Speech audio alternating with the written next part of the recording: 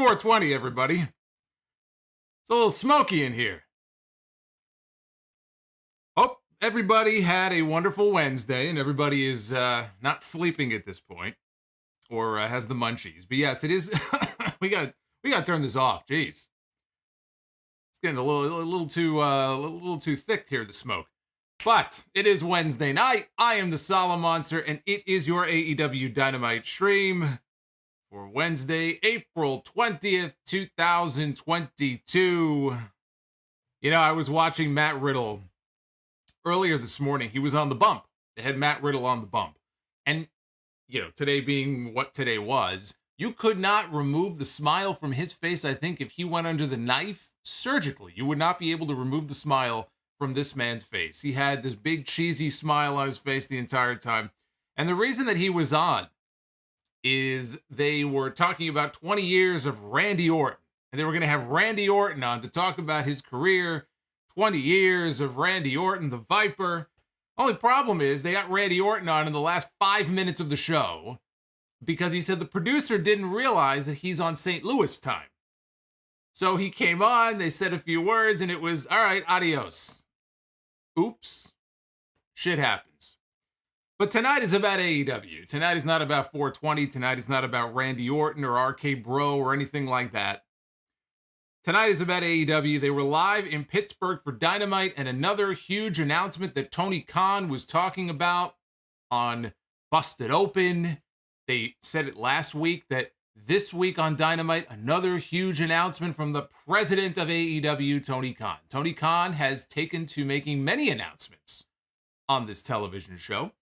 The biggest one probably being the announcement that he had bought Ring of Honor a few months ago. That was a pretty big announcement, right? Even if you're not a Ring of Honor fan, I think that qualifies as big news. Of course, the problem is you keep promising big things and people have big expectations. So we talked about this on the podcast on Sunday. What could the announcement be about? Doesn't seem like it's talent related.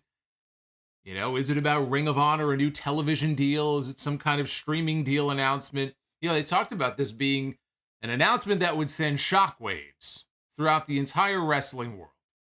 So you knew it had to be somewhat big. It had to involve more than just AEW.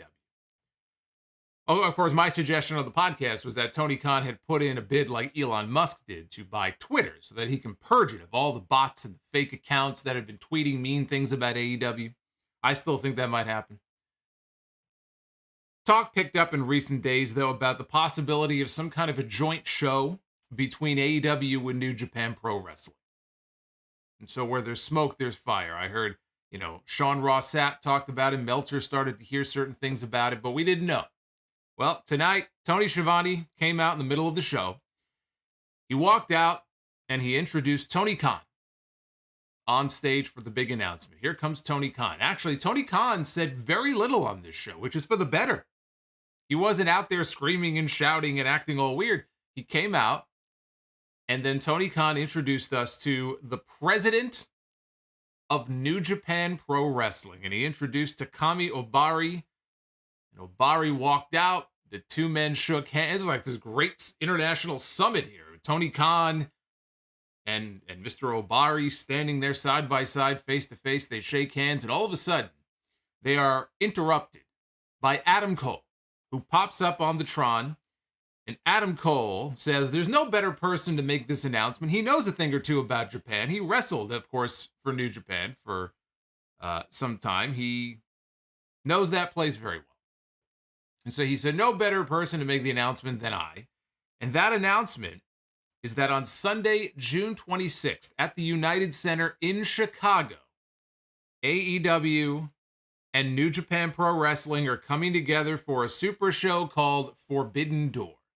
And it will be a live pay-per-view event. AEW has a pay-per-view coming up already next month. That's Double or Nothing in Las Vegas. 1 month later, we are getting Forbidden Door in the Windy City. AEW and New Japan come together for the very first time. And Adam Cole went one step further, and he said, as a preview of that show, this Friday night on Rampage, it's going to be Adam Cole in an Owen Hart Cup qualifying match going one-on-one against Tomohiro Ishii. Yes. You know, as much as I've enjoyed seeing Suzuki on these shows, and we've seen him now a whole bunch of times, Ishii is great. Any reason to get him on the show is also fantastic. Adam Cole against Ishii sounds like a fine match. So we're going to get that match on Rampage on Friday. Cole wasn't done. He said, I want to introduce all of you to a friend of mine. And we heard the music, and out comes Switchblade Jay White, who made a grand total, I think, of 2 appearances on AEW television months ago. I think he made an appearance on Dynamite. He wrestled once against Trent Beretta on Rampage, and we never saw him again. He was sort of on loan, and spending most of his time at Impact, at New Japan Strong. So here comes Jay White, and Switchblade walks out, and he says, the last time there was a co-promoted event here in the U.S., he single-handedly sold out Madison Square Garden. That's right, he did. I was at that show. He said that for the Undisputed Elite and Bullet Club, it is still their era. And then he walked to the back. So, people are going to be big. I haven't looked. I'm almost afraid to look. Social media. I'm sure there's going to be a lot of varied opinion about this announcement, or whether or not it rose to the level of a major announcement or not. People are going to be bickering about how it doesn't bring in any new fans. All they're doing is catering to the existing AEW fan base, right? That's what people are going to be talking about. And yes, this is an announcement, no doubt about it, that caters to the hardcore wrestling audience. And guess what? I count myself as a member of that hardcore wrestling audience. And if you are in the live chat right now, if you are one of the many, many people joining us here on this live stream tonight, on a Wednesday night at 10:30 at night, then I got news for you. You too are a hardcore wrestling fan. There are no casual wrestling fans that are hanging around watching live wrestling streams on YouTube at 10:30 at night during the week. You have to be a diehard, hardcore, probably long-time wrestling fan. And I count myself among them, and so I love it. I love it. It is exactly the sort of thing that I've been waiting for. And you guys, I mean, look, if you've been watching these streams and listening to me, you know this is the sort of thing that I've been hoping for ever since they started running shows again in front of live audiences. They couldn't do anything during the height of the pandemic, but I was hoping that once we started to climb out of that and they got back on the road and things kind of got back to normal, it's still really not normal in Japan. They're still, dealing really with the effects of COVID over there, more so New Japan is than AEW and WWE. But that was my hope, is that we would start to see more collaboration between the two sides. We would start to see maybe talent being exchanged and talent going back and forth. Some of the AEW stars have it in their deals, in their contracts, that they're allowed to do New Japan. People like Jon Moxley. Bryan Danielson can't wait to go over there. He's just waiting. He said he's waiting for people to be allowed to cheer and boo. You are not allowed, if you go to a New Japan show, still to cheer and boo. They don't want particles to be spread so you can clap. He's waiting. So I've been waiting. I've been waiting for something like this, something like an AEW New Japan joint show. And finally now we are getting it. We finally had the announcement here tonight. And also what I'm hoping for, and the Adam Cole Ishii qualifying match is an example of this. Now my hope also is that we might get some New Japan involvement in the Owen Hart Cup. I'm hopeful that we might get some AEW talent involvement in the G1 Climax later this year. All of this stuff caters to the hardcore wrestling fan base. This is not designed as something, how can we bring in brand new wrestling fans? And this is, I think, the point that sometimes people forget about. You can sometimes focus a little too much. Let's say you're a promoter like Tony Khan. You're trying to grow your audience, right? You want to bring in new, everybody wants to bring in new fans and followers and viewers. So do I. Everybody does, right? That's the ultimate goal. But if you are a promoter, there are times where it's okay to cater to your loyal, hardcore, diehard fan base. Because if you lose those people, you're in a lot of trouble. And the one thing Tony Khan has done a very good job of so far is because he himself is a fan. That's why he bought Ring of Honor. He didn't buy Ring of Honor because it was making money hand over fist for Sinclair. He bought it because he had certain sentimental feelings about Ring of Honor because when he was younger, he used to watch Ring of Honor. He's going to run Ring of Honor as a separate entity. He's hoping to restore Ring of Honor to the glory that it once had in his mind because he's a fan. When you are a fan, you're going to want to do things for other like-minded fans. You can do both. You can walk and chew gum at the same time. AEW can find ways to try to cater to a wider audience and bring in new viewers while at the same time rewarding their existing fans by saying, hey, we're going to give you something really cool.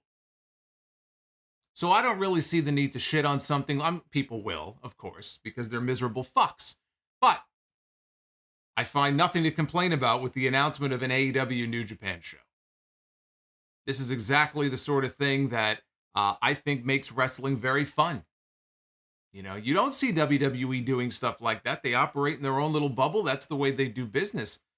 Hey, in a perfect world, I'd love to see WWE try stuff like this and do some kind of a joint show with another company. They don't have to, though, because they're making money regardless.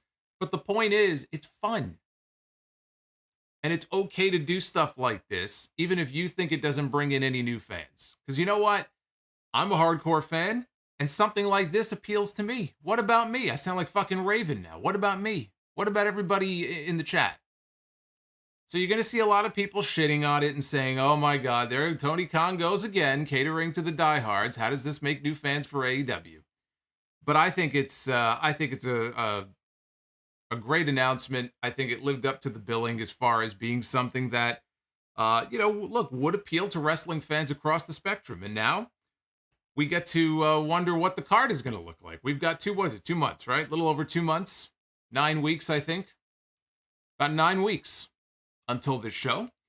And we'll see exactly what the what the card looks like. What about Solomonster? I'm going to start doing the Raven pose. Quote, the Solomonster nevermore.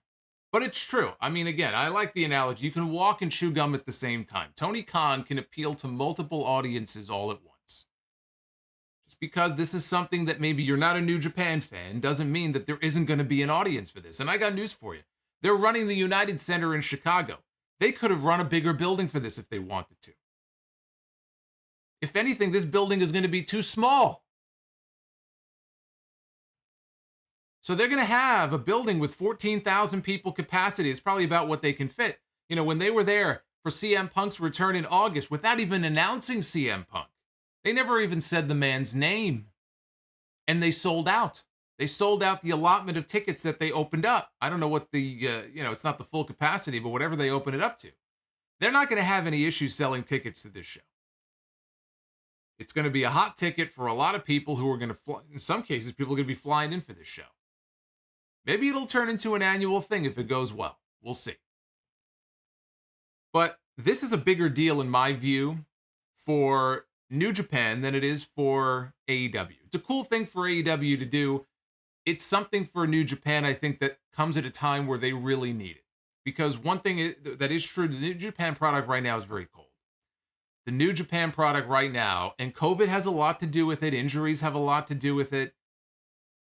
It is very cold. The New Japan product is colder, I think more so to fans in this country at least, but it's colder overall, more so now than it has been in years. This is the sort of thing I think that could do them a lot of good, you know? Some of their talent might be appearing on TNT and TBS over these next 2 months. Gives them more exposure. They don't have a television deal here in this country like AEW does or WWE. They don't have that level of exposure. AEW, in effect, is almost, I don't want to make it sound like the company's, knocking on death's door, but they're kind of throwing them a lifeline in a way. AEW doesn't need this. New Japan, though, could really benefit from this. This could be the real shot in the arm that they need. Lapsed fans maybe who stopped watching and paying attention during the pandemic to what's going on, all of a sudden, maybe they'll have an interest in trying to get back into the New Japan product. So I do think it's a bigger deal for them than it is for AEW. But interesting, as we talk about what the potential, matches could be and what the card might look like. Earlier this year, Okada, he did an interview in Sports Illustrated. And this is a quote. This is from earlier this year, the beginning of the year. Bryan Danielson and CM Punk would make for some incredible matches. A lot of those dream match scenarios are about getting excited for the possibilities, and once the match is done, it's done. So it is important to keep that excitement and anticipation. Still, if we wait too long, they'll both retire eventually. So I want to face them both while they're still active.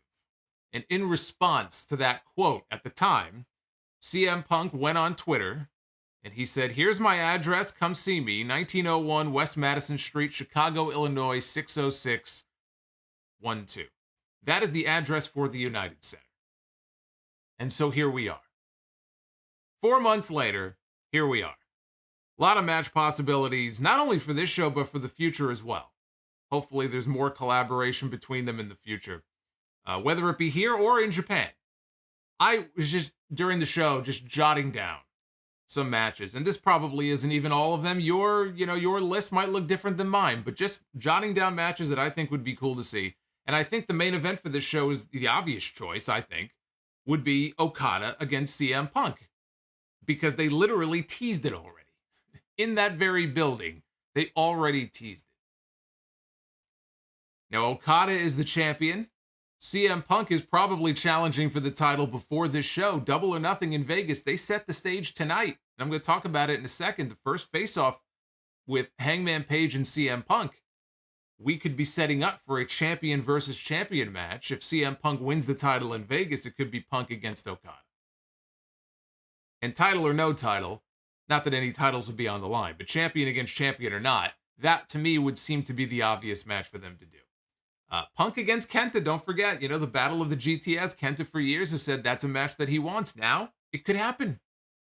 If not on this show, maybe on another one. CM Punk against Kenta.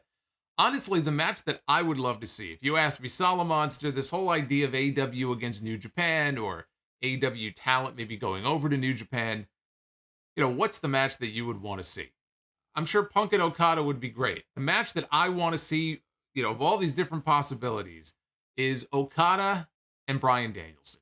That is a match that I always thought, man, if one day that match could be put together, and it just seemed like a pipe dream when Bryan worked for WWE. But I always said, man, that would be a fucking fantastic match to be able to see. And I never thought we'd get to see it. Bryan retired for 3 years. Then he came back. And now we very well might be able to get that match. That's the match that I would do. I would love to see that match. You could do that, and then you could do CM Punk against Will Ospreay, and you would still have a great 1-2 punch there. Shingo. Don't forget about Shingo. If you don't know who that is, Shingo Takagi, you need to start paying attention. Shingo is fantastic. Shingo against Danielson would be a great match. I feel like Shingo against Darby Allin would be fun too. I don't know, just something about that match that I think would be very appealing. Kota Ibushi. Kota Ibushi against someone like Sammy Guevara. And the sad part is Kota Ibushi is still out hurt. He's been out now for a while.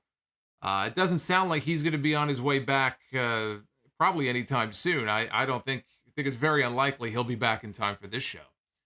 But that's a match I would have loved to have seen at some point.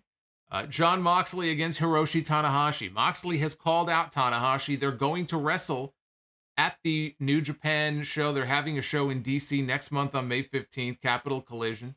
They could always run the match back in Chicago in June and do it a second time.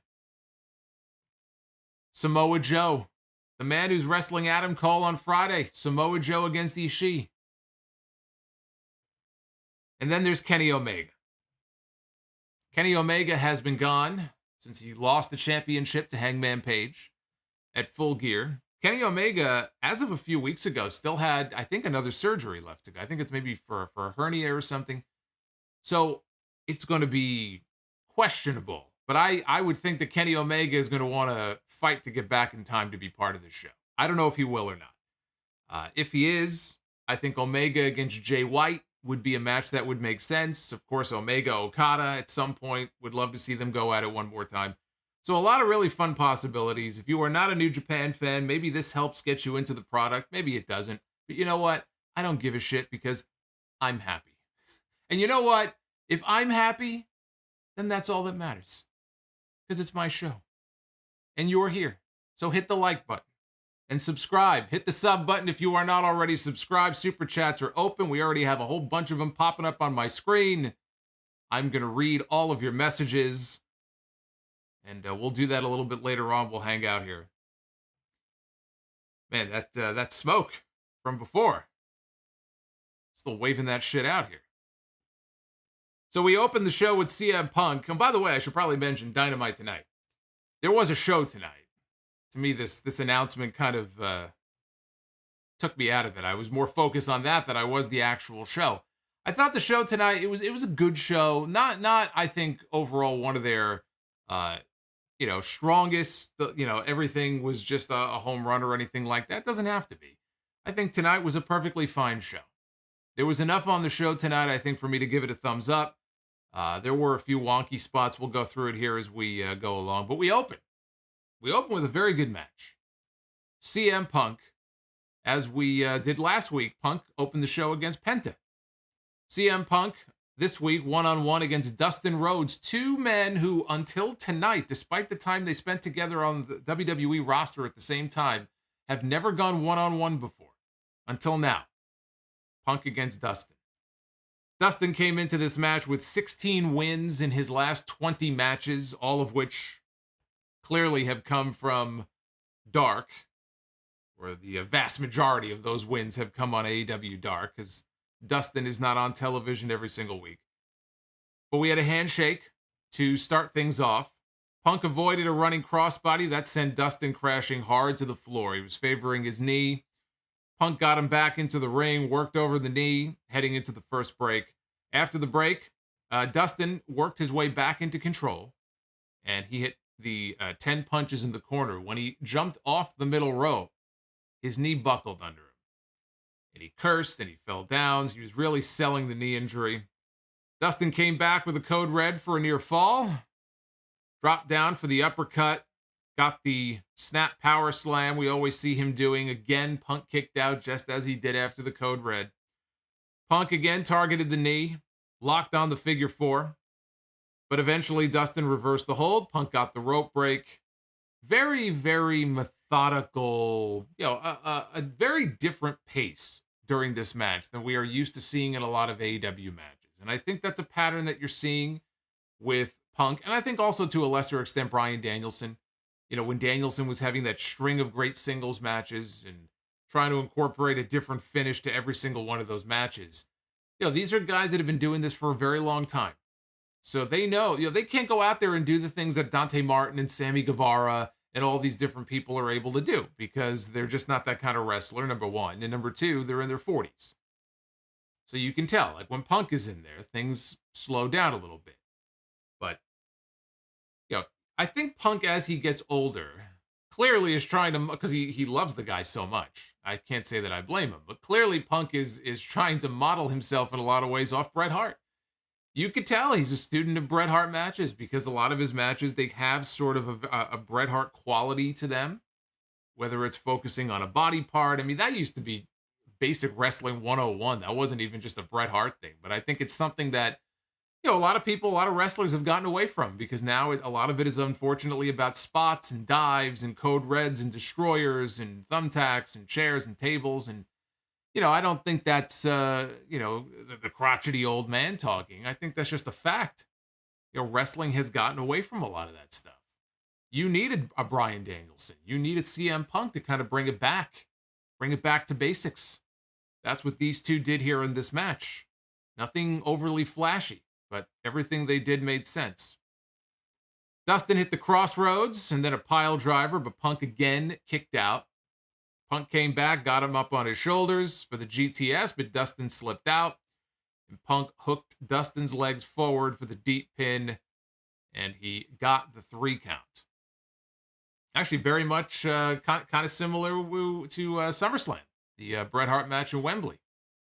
Kind of a similar finish. So Punk gets the win. Hangman Page walked out on stage with the AEW title over his shoulder as Punk was leaving. 2 of them came face to face. The crowd was loud for this. So if you were wondering, who's the crowd going to be into the idea of a CM Punk Hangman Page match? This crowd in Pittsburgh was. They were loud for this face to face. Punk smirked. He walked to the back. They were chanting cowboy shit. Very interesting. Very interesting how into Hangman they were. This was almost universally a positive reaction for Hangman Page. I didn't hear any CM Punk chants. this crowd was into Hangman. Because I know there's been some debate also about the kind of champion that he is, and he feels kind of cold, and his reign has been very uneventful. There are moments where they don't focus on him in a way that they should. As the top guy, he should be, the most focused on guy. But again, you look at his body of work in the ring since he became champion. He's had excellent matches up and down the line with the match where he won the title from Omega, the matches with Danielson, even the Texas Death Match with Archer, the matches with Adam Cole. He goes in there and he knocks it out of the park each and every time. I think he even had a quick, fun match with Dante Martin, I think, once on an episode of Dynamite. So his body of work over the last few months has been excellent. And the crowd hasn't wavered. It's not like he's going out there and getting mixed reactions or hearing crickets. They've created a star. They've created a believable main event star in Hangman Page. And the fans took to him. So when they get in the ring together, it will be in Vegas. It'll be very interesting because they have to be doing the match at Double or Nothing. It'll be very interesting what the crowd split is. Is it 50-50? Is it mostly for Punk? Usually in a situation like this, the crowd wants the title change. And, Punk has a lot of fans, so it should, if anything, I think 50-50 leaning towards Punk. But if tonight's crowd is any indication, maybe it won't be. Maybe that won't be the case. But Punk picks up his 6th straight match, continues to crank out great matches with every win, sets the table now for the next pay-per-view. And I enjoyed this. I thought this was an enjoyable opener. Earlier today, Wardlow arrived at the arena. Mark Sterling greeted him and said that security would be escorting him to his locker, to the ring for his match with the Butcher, and then immediately out of the building. And he also needed to be handcuffed, so they cuffed Wardlow's hands in front of him. And finally, once he was cuffed, naturally, he relayed a message from MJF, which was, "Eat shit, pig." And off went Mark Sterling, and Wardlow just smiled and said, "Oink, oink, bitch." Then he told security to pick up his bag for him, and they went off to the locker room somewhere. We had the Blackpool Combat Club, Bryan Danielson, Wheeler Yuta, and Jon Moxley entering in that order. William Regal back on commentary, taking on Dante Martin, Brock Anderson, and Pittsburgh's own, I didn't know that, but they said Pittsburgh's own, Lee Moriarty. So Regal, as I said, was on commentary. Now, when I hear Regal and Jim Ross together on commentary, I don't know how many of you thought the same thing. It takes me back to those early days of NXT. In fact, the very first episode of NXT, once it was branded as NXT, had, I believe, Jim Ross and William Regal on commentary. I think they may have only had Jim Ross for that first episode. It might have just been the one episode. But that's going back probably, God, what was that, 2014? Probably, I guess it would have, well, maybe, 2014 probably. So the Blackpool Combat Club, immediately, they go after their opponents right before the bell. Yuta locked Dante in a bow and arrow. Danielson tagged in, but Dante fought him and Moxley off before tagging in Brock, not Lesnar. Moxley took down Anderson with a half and half heading into the break. After the break, Moriarty, he's on the apron. People are chanting, Lee, Lee, Lee. They want this kid to tag into this match. Finally, he tags in, and he got a nice reaction. Danielson smacked the soul out of him, and he came right back, and he smacked Danielson. But Danielson ended up getting locked in the Border City stretch, got out of it, hit a Regalplex. Dante tagged in. He took out Danielson with a springboard drop kick, hit a springboard dive out onto Moxley on the floor. But then he went for his double jump, and he hesitated. When he jumped from one rope to the other, he almost lost his balance, but he caught himself, and then he stood there and posed for 2 seconds. And that's all Jon Moxley needed, because Dante came flying backwards off the ropes, right into the clutches of Jon Moxley, who locked on the Bulldog choke. Moriarty tried to break it up. Danielson, though, cut him off and then caved his head in with stomps. At the same time, on the other side of the ring, Wheeler Yuta started raining elbows down on Brock. Fans were going nuts for this. Moxley dropped Dante with the paradigm shift and covered him for the win. You know, the paradigm shift looked like absolute shit before Moxley went away and went to rehab. He wasn't putting any effort into it at all. And obviously he had other issues going on. He wasn't feeling the best. Who knows how that may have played a role. But I used to comment on that. I said, boy, he's not even trying. He's just picking the guy up. It's just a regular slam. Ever since he dropped the weight, came back from rehab, I will say, the paradigm shift has looked a lot better. But I'm loving the Blackpool Combat Club stuff so far. It's exactly what I was hoping we would see. They are following exactly what I was hoping that we would see. We get the union between Moxley and Danielson. I had no idea they were bringing Regal in. That was fucking a fantastic move on Tony Khan's part. And then hopefully bringing some young talent under their wing. Now, right now, it's only one. It's Wheeler Yuta. Are they going to add more? I don't know. Right now, I think these three work. I don't think you need to add anybody else yet. At some point, they might want to add a female.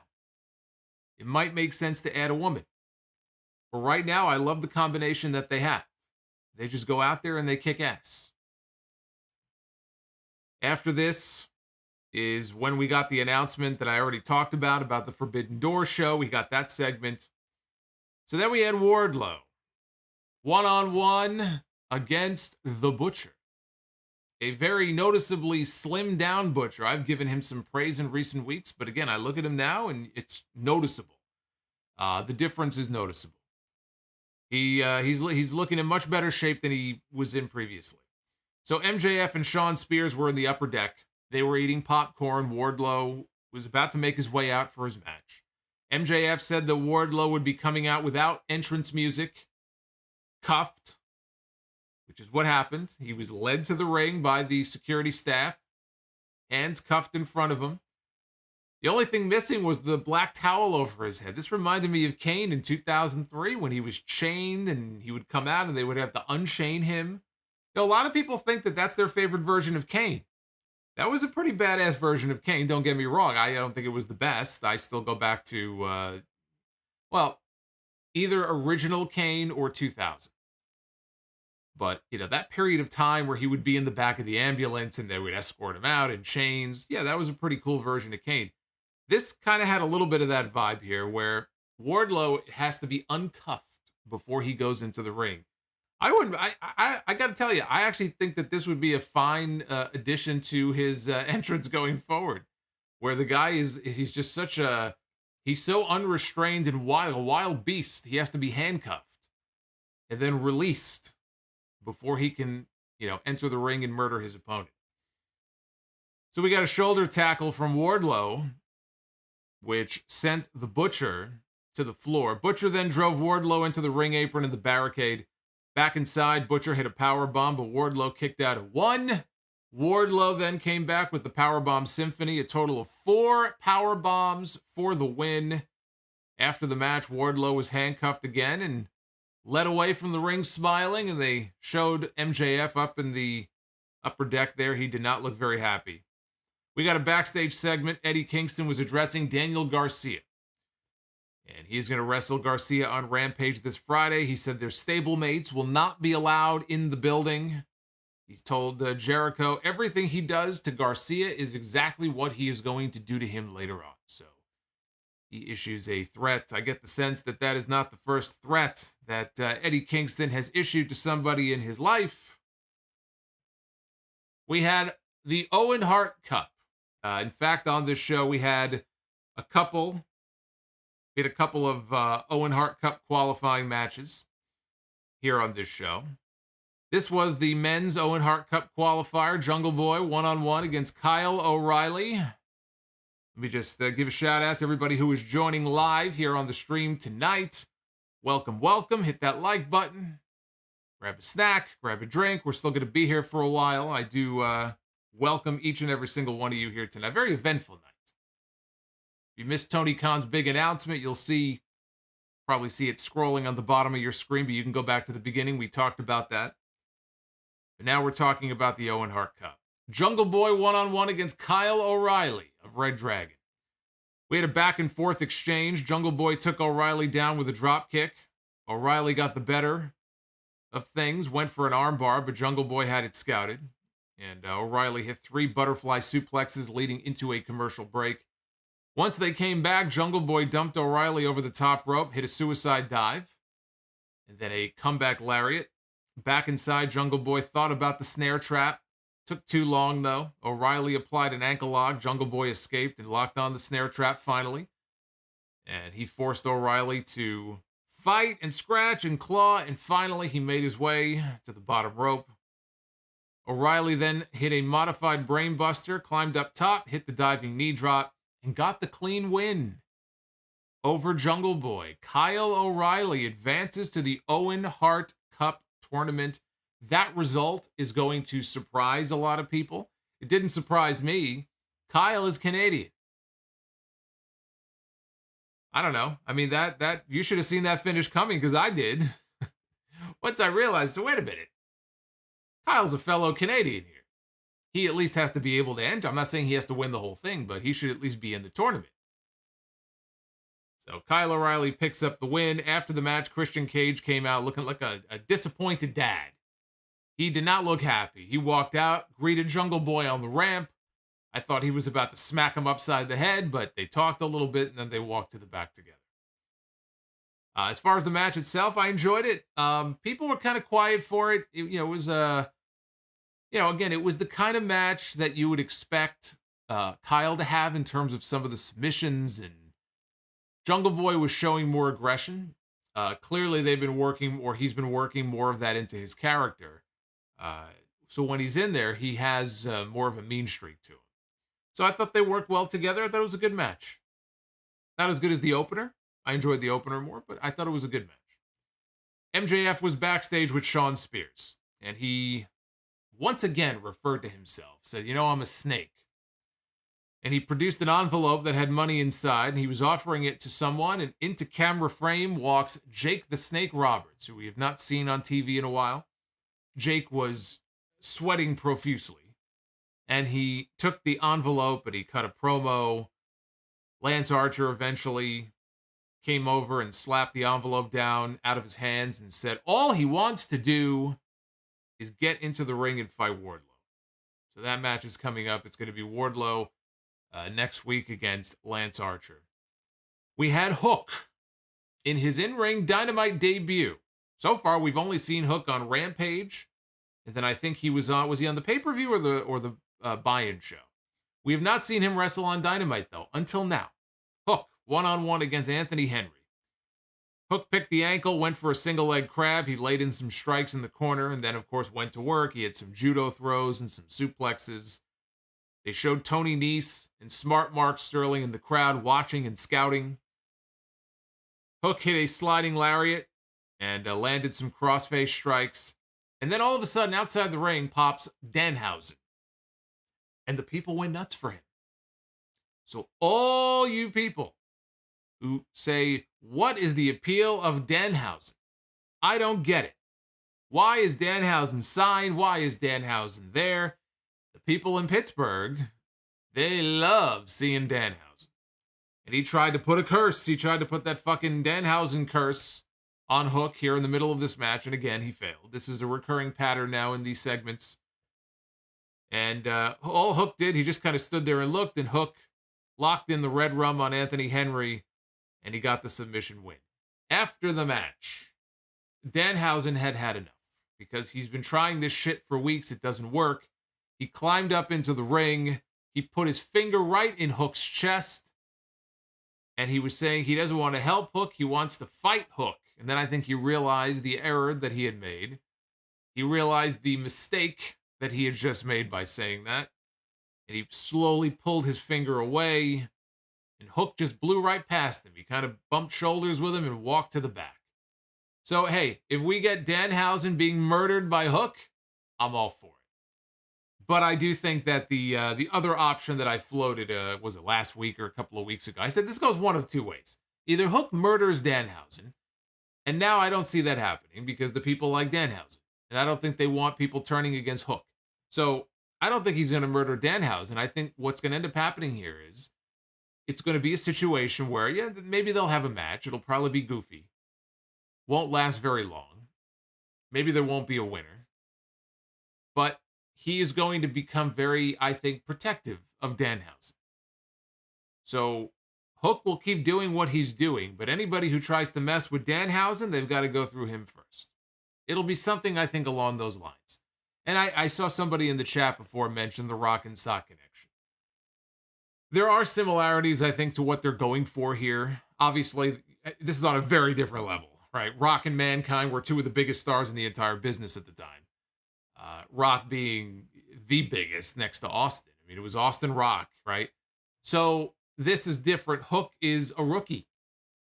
Hook is still working his way up the ranks. Hook still I don't think he's had a match longer than 5 minutes? And then you have Danhausen, whatever the fuck Danhausen is. It's very different. But look, the people, the AEW audience, they're into it. They love Hook and they love Danhausen. Say what you want. You cannot deny that. It's like the people who would shit on Orange Cassidy. The guy was over. And Tony Khan would talk about how, look, he looks at the quarter hours and he would see spikes for Orange Cassidy matches. Just because you don't get it doesn't mean that there aren't a ton of other people out there who don't. Look, I don't necessarily get it either. I'm not the biggest fan of some of this stuff, but the people reacted to it. As long as it doesn't take Hook into a path of comedy where he starts doing goofy shit, I think that would be a mistake. I don't think they're going to do that. So we'll see when they have their match, whenever that is. We'll see how they play this up. But I have a feeling that's the direction that it's going to go in. We had Frankie Kazarian in the back. He was about to issue a challenge to Sammy Guevara for his newly won TNT Championship.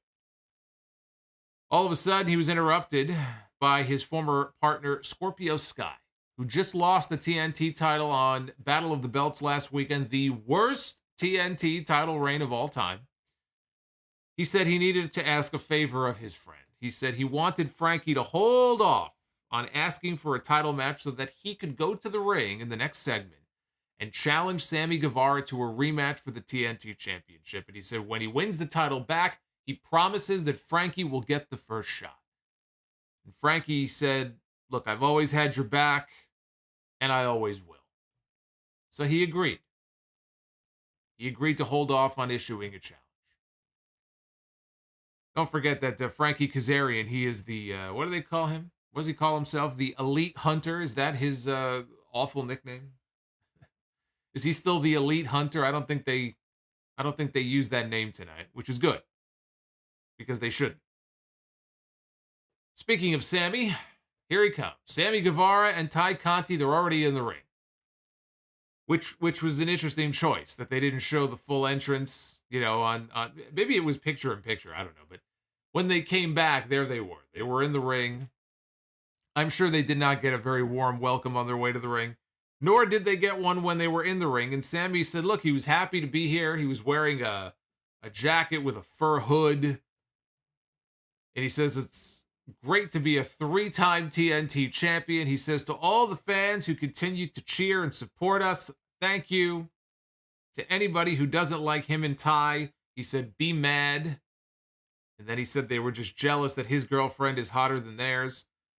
So if there was any doubt after what happened at Battle of the Belts, when Sammy used a low blow to win back the TNT title, they are leaning into the heel heat that he has been receiving, that he and Ty have been receiving. And they had no other choice. It was the only move to make. It was the only move to make. You don't pull the Cody Rhodes thing and fight against it. You embrace it. You lean into it. These two together on TV, there's a naturally obnoxious quality that they have. I'm not talking about the vlogs, but on television, especially after he won the title last weekend, there's no way these two should be anything other than a heel couple on TV. And so it's great that they see the same thing and they're leaning into it. They're embracing it instead of fighting against it. Scorpio Sky, Ethan Page, and Dan Lambert interrupt. They walk out on stage. And Ethan Page said that nobody came to hear Sammy Borvara talk into a microphone. The only reason they're not attacking Sammy right now is that Dan Lambert, for him tonight, it's all business.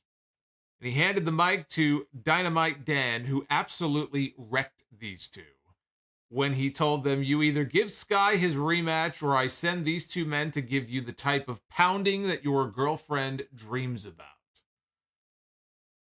and the crowd reacted to that, as you would imagine. They have managed to turn Dan Lambert babyface. I feel like I'm living in some kind of fucking bizarro world. We saw this with Cody and Brandy.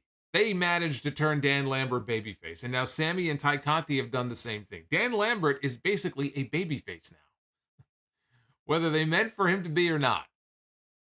So he was certainly a babyface here in front of this crowd. Guevara said that Scorpio Sky could get his rematch if they agree to give him and Ty the mixed tag match that he had asked them for previously involving Paige Van Zandt. So they agreed, and as they agreed, they started playing Sammy's music, the way that people get played off stage at the Oscars when they talk for too long. So they and this really felt noticeable in the main event. But now that I look back on it here in this segment, it's pretty clear they were crunching for time. And they were basically playing these guys off. And then Sammy, as the segment, they're trying to wrap up the segment, Sammy goes, all right, yeah, I'll see you next week in a ladder match. He just kind of threw that out there as like, oh, by the way, it's going to be a ladder match. Just felt completely unnecessary, just completely, tacked on, just like a total afterthought.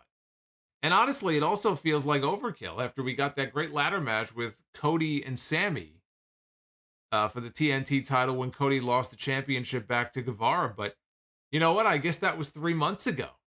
It doesn't feel that long to me. But yeah, I guess it was. It was 3 months ago already. Even still, though, I think that match is still fresh in a lot of people's minds. To do another ladder match now, I don't know. It kind of makes sense. That they would go ahead and want to add some kind of a stipulation, but I don't know. We just saw it fairly recently. I don't know that this needs to be a ladder match, but a ladder match is what it's going to be. We had Danielle Kamela, formerly a member of the NXT roster. For those of you who say, I know this woman from somewhere, but I can't quite put my finger on it, NXT. One-on-one against the hometown hero, her first appearance since losing her title in the cage match to Thunder Rosa last month. Dr. Britt Baker, DMD, comes out to a huge reaction. She's flanked by 2 members of the Pittsburgh Steelers. I have no idea who these 2 men are. Apparently, I guess they're draft picks, I guess. I got their names. Najee Harris and Pat Fryermuth, I think is his name. If I'm pronouncing that correctly, I apologize to all the... Actually, I don't apologize to the Pittsburgh fans. But they escorted Dr. Baker down to the ring. After a picture-in-picture break, they came back. Kamela started choking Britt with her terrible towel. Right? Is that what they called it? Is that what they're called? Terrible towels? Steelers, the yellow towels. Why do they call them terrible towels? Crowd booed. Britt, though, made a comeback, hit a sling blade. She hit a curb stomp, asked one of the Steelers players, I think it was Pat, for her glove. Put the glove on, applied lockjaw, and picked up the win. So Mr. Dynamite says either they're rookies or free agents that they recently signed. I think they're rookies, but again, I could be wrong. Terrible towels. That's what why are they called terrible towels? I mean, they do look like shit, so I guess the name kind of fits, but it's been like that since the 70s. Why are they called terrible towels? Because they're not very good, says Hamwall. Yeah, it seems like it. So Britt Baker now joins Tony Storm. This was an Owen Hart qualifier, by the way. So Britt Baker now joins Tony Storm, Jamie Hayter, Ruby Soho, Hikaru Shida, and Red Velvet as the women to qualify so far. Britt then grabbed the microphone. This was not her best work. She talked about the women's division, how it has been a disaster without her. She buried this entire division. I know she's a heel. Tonight she wasn't. Tonight she was a full-on babyface, but she buried this whole fucking division 6 feet under. She ran down Ruby Soho, she ran down Tony Storm, and she joked that if Tony thought, cake to the face was bad, she'll really be disgusted with getting her face dragged around the ring by Jamie Hayter. She talked about Jade Cargill and her baddie section and said the only people who came to see Jade are the people who she gave free tickets to. She questioned whether it was worse for Red Velvet to be a baddie or getting her ass kicked by Britt last year. And then she called herself the baddest bitch on the block. And that was the end of the promo. She was sucking wind the entire time, having just wrestled that match. She was she was totally out of breath as she tried to cut this promo. Like I said, this was not her best work. But then Neji, is that the guy's name? One of the players. When the segment ended and they started playing Britt Baker's music, he took the microphone from her and he started talking like he was going to cut a promo. And then he realized, shit, because I think they turned the mic off. And then this guy you can see him in the background. He's like talking into the mic and cutting a promo. I'm like, what is this fucking moron doing? Are these the kind of players that Pittsburgh drafts? You can't tell the microphone is off. You're not supposed to be going into business for yourself here. This is not your show. Shut up and go to the back. Idiot. Main event. Yeah, by the way, Bisbee, you're not wrong about that. Jade Cargill has turned into a very good promo. And Jade was certainly a better promo than Britt was tonight. So the main event was Darby Allin against Andrade El Idolo in a coffin match. Andrade has his family office with him. The Blade was out there. Mark Quinn of Private Party. I didn't see Isaiah Cassidy, but maybe he was there. Mark Quinn was there. So he had some of his family office members out there with him to help him. And Darby was all by himself. And so they're kicking his ass. They sent him into the crowd. He was standing. At one point, Mark Quinn is in the crowd.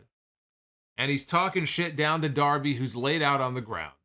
And behind Mark Quinn, yeah, and ST Luke in the chat says that guy wanted to be The Rock. He looked like he was trying to be The Rock. I'm like, dude, this is not your time. What are you doing here? But Mark Quinn is in the crowd, and behind Mark Quinn is somebody who is wearing a Sting mask, who pulls the mask off to reveal Sting. So they went with the old TNA gag, which never gets old. Every time I see that meme, it never gets old. Sting wearing the Sting mask will never not be funny to me. And so he's out there. He's wearing a black shirt, black jeans, sneakers. He doesn't have his gloves on. He's in civilian gear. And so he starts beating up Mark Quinn. Now everybody is brawling deeper into the crowd. Sting is fighting off the members of Andrade's group. Andrade is fighting Darby. And they're going deeper. Yes, they did it in WCW as well. I'm sorry. It's not the TNA gag. It was the WCW gag first. I stand corrected. You are correct. But Sting has a history of doing this. The TNA thing was a play off what he did in WCW. This was a play off what he did previously. So we never got to see him do it, though, in WWE, I don't think, right? Not that I can remember. He wasn't there long enough. If you want proof that WWE did not know how to use Sting, the fact that they never got around to doing the Sting wearing a Sting mask gimmick, although JBL still believes to this day that they were looking at a picture of Sting that one episode on Raw.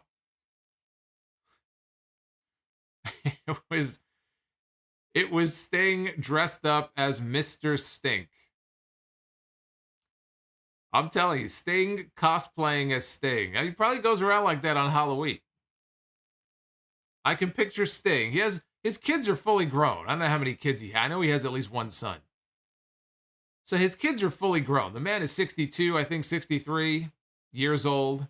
I could picture him on Halloween just going around cosplaying as himself. Sting mask over his face, just going around, getting candy. His wife won't let him eat any. So he sneaks out and grabs one of those jack-o'-lantern things, and he goes around and he steals candy from all the kids, dressed up as himself. So they brawl, as I said, deeper and deeper into the crowd. Sting no-sold a chair shot to the back by Mark Quinn. And then Mark Quinn, who is standing on the railing of a balcony, he shoves Mark Quinn off. Mark Quinn takes a dive onto the other heels down below.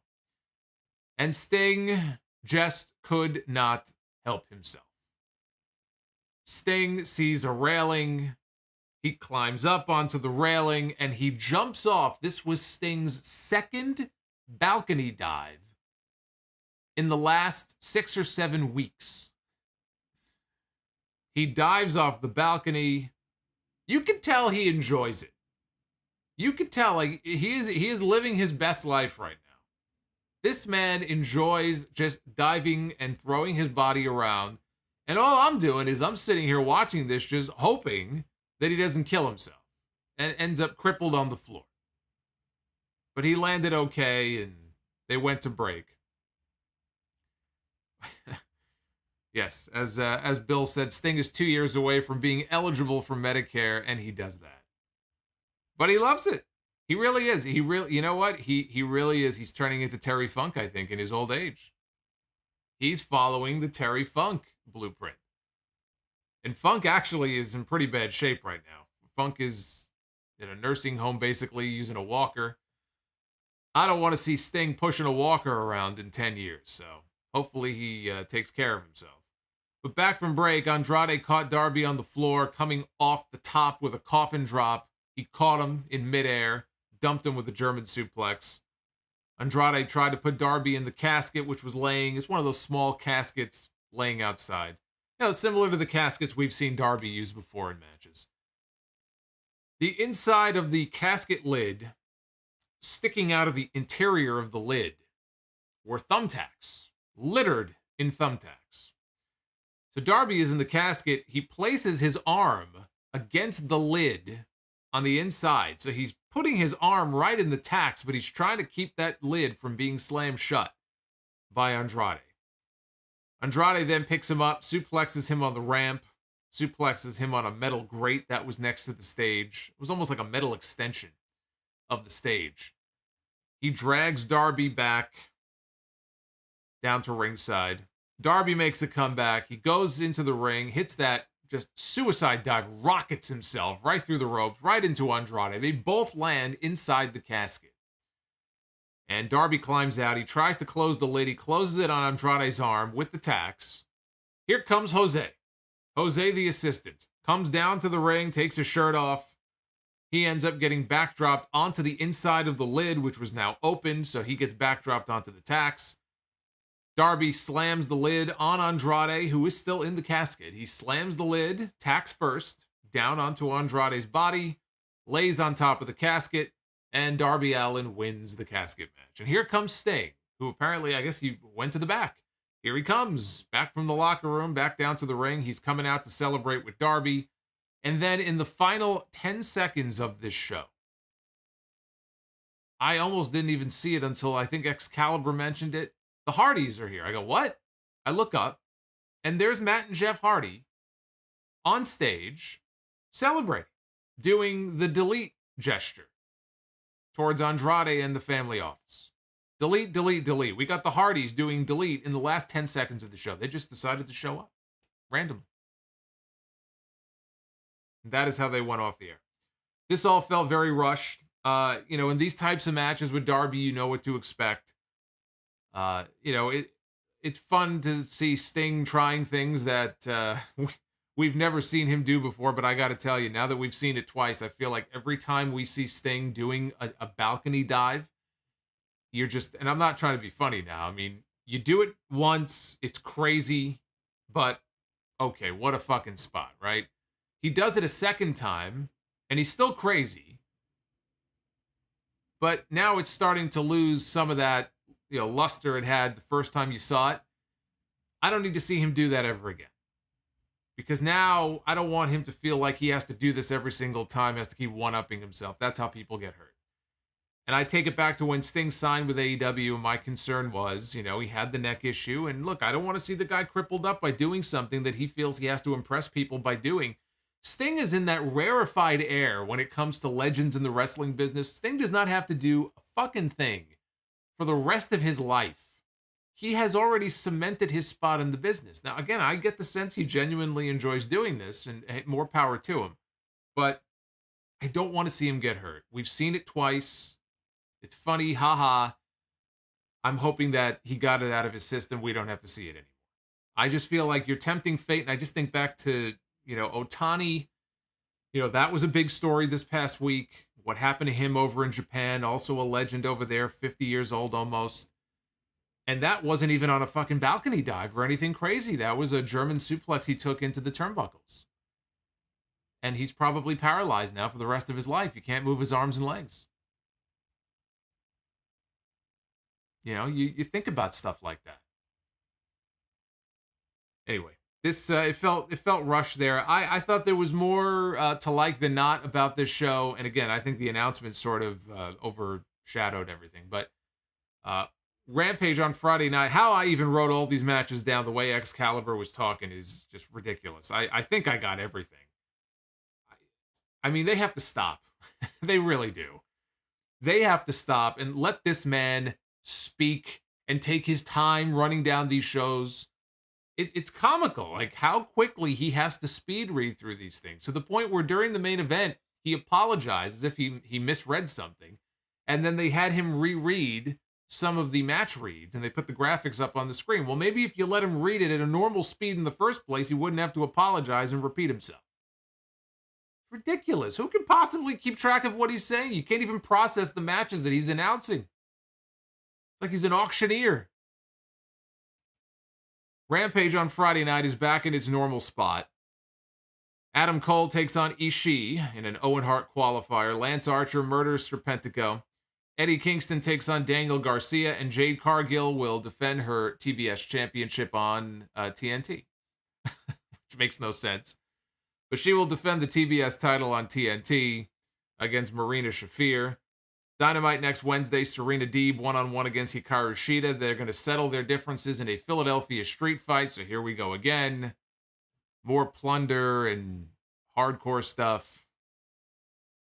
Wardlow one-on-one. But my hope there, by the way, is that Serena wins, and she is the one to challenge Thunder Rosa at Double or Nothing. Remember, I mentioned Serena last week. She's my pick. She's my choice to be the next challenger for the championship, but in order to do that, she's got to win next week. We've got Wardlow one-on-one against Lance Archer. Dax Harwood. This is very interesting. This is an men's Owen Hart Cup qualifier next Wednesday. It's going to be Dax Harwood one-on-one with Cash Wheeler. So the members of FTR are going to go one-on-one. Only one of them can advance in the tournament. Reminds me of when they put Tommaso Ciampa and Johnny Gargano, DIY, against each other. I think it was in the Cruiserweight Classic, right? It was either a qualifier or it was the opening round. So that'll be a good match. Sammy Guevara one-on-one against Scorpio Sky next Wednesday in a ladder match for the TNT title. And a 10-man tag, Adam Cole, Red Dragon, and the Young Bucks. So it is the Undisputed Elite taking on Dante Martin, Varsity Blondes, Lee Johnson, and Brock Anderson. What happened to Darius Martin? This is going to be the second week in a row now that Dante is without his brother. Did he get hurt again? Did I miss something here? Did he get injured again? I don't know where Darius Martin disappeared to. But that's your lineup. That's your lineup for Rampage on Friday and Dynamite coming up next Wednesday. Here is the poll. Insta poll. 74. 74% thumbs up, 16% thumbs in the middle, and 9% thumbs down. So at Solomonster is the place to go on there for those of you who would like to vote in the poll. Now, those of you who have not been following along in my journey through the WWE Performance Center, Sound Off Gamer, we had a brand new installment, My Rise Episode 3, posted yesterday, over an hour long. And that's just a little preview right there of what you will find in the latest Sound Off Gamer. I am kicking Hulk Hogan's ass, or in this particular image, I'm beating the crap out of him with my fists of fury. Yes, I beat up Hulk Hogan in Japan, and then I wrestled him. I had the biggest match of my young career. A lot of very interesting things happened on the latest Sound Off Gamer, including Naked Solomonster. All you people who've been asking me to open up an OnlyFans, you want to see Naked Solomonster, you got to watch my entrances here because I had no clothes. I had a Speedo every time I would walk to the ring. Now I know what happened. I have corrected it. I will have clothes going forward. But yes, if you ever wanted to see Solomonster in a Speedo, there's a hook for you. You can check out the latest Sound Off Gamer. So there you go. I repulse myself just by saying that.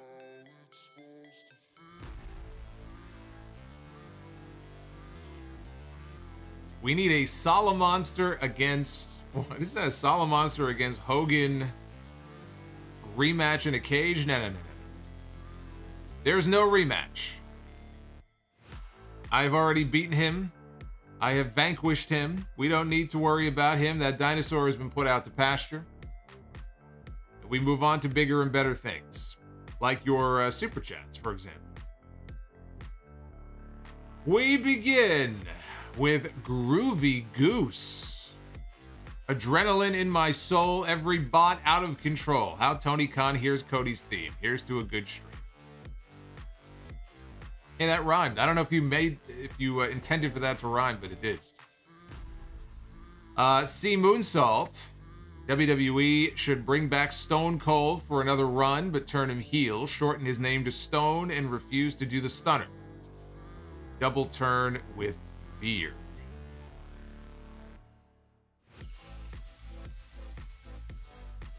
Let's see. We have got Joseph Brooks. Just realized Wardlow.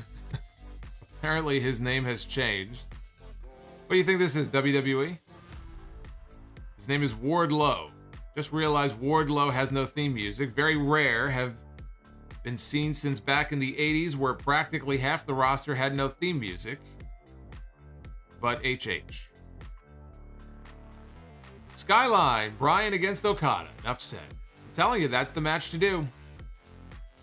They're going to probably do Okada and Punk, but Okada and Bryan is the match I want to see. We've got Dick the Cock Johnson. Give me Wardlow against Nick Gage. Let's not say we did.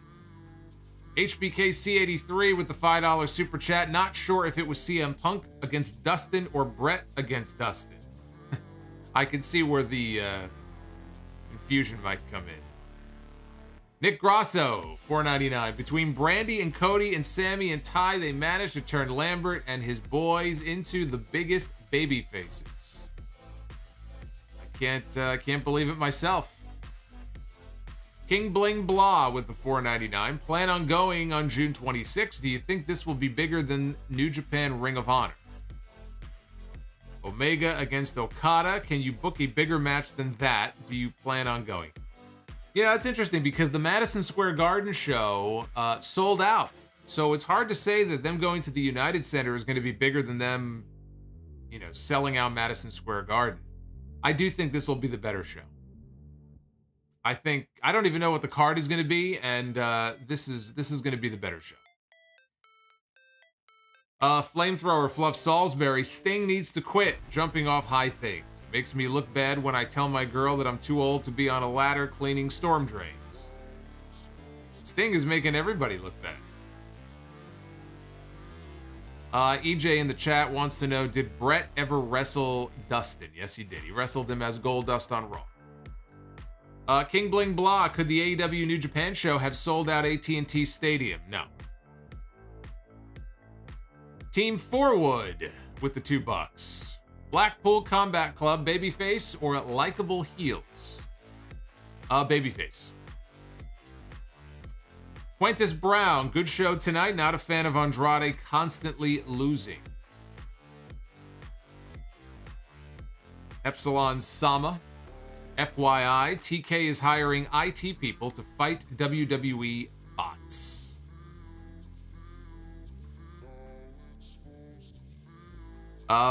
The Sturmgeist in the chat says the United Center holds more than MSG. Not for a wrestling show. For a wrestling show, the capacity is going to be about the same. And you're comparing apples to oranges here. You're comparing the United Center to Madison Square Garden. What's wrong with you? Don't you know the history of that building? Mac2 with the $11 super chat. Hey Solomonster, I made the drive from Ontario, Canada up for the show tonight. Was not disappointed for my first AEW show. How was the crowd coming across on TV? Crowd came across great. They were very loud and energetic throughout the night. So I give Buffalo 2 thumbs up. Not Buffalo. Where were they tonight? Pittsburgh.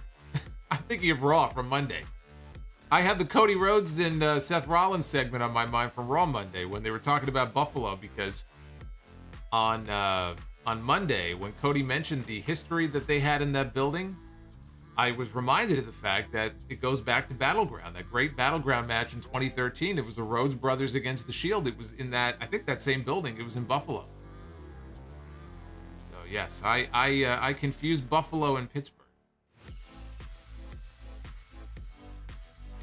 Mike says he doesn't care about the history of MSG. You don't have to care about the history of MSG, but you know, if the question is, what would be the bigger deal? The bigger deal is selling out Madison Square Garden. I don't. It doesn't matter what you think. It doesn't matter what you feel about the building. Tuxedo T Servo was looking forward to a TK Cocaine Bender promo, but Cole and White doing most of the talking was the smart move. I agree. Yeah, Manny, I think some people, you know, they expect AEW to be able to fill, you know, 100,000 seat stadium. They are a little too over enthusiastic. AEW and New Japan are not in a position to be selling out a stadium that has that kind of capacity. Look, New Japan, they in a good year could fit a lot of people into the Tokyo Dome, but you know, they don't even pack the Tokyo Dome like they used to. You know, a crowd of 30,000 for them in the Tokyo Dome is considered really good these days. You got to take, you know, the timing, everything has to be taken into consideration. The New Japan product right now is cold. This is not the same hot New Japan product it was a few years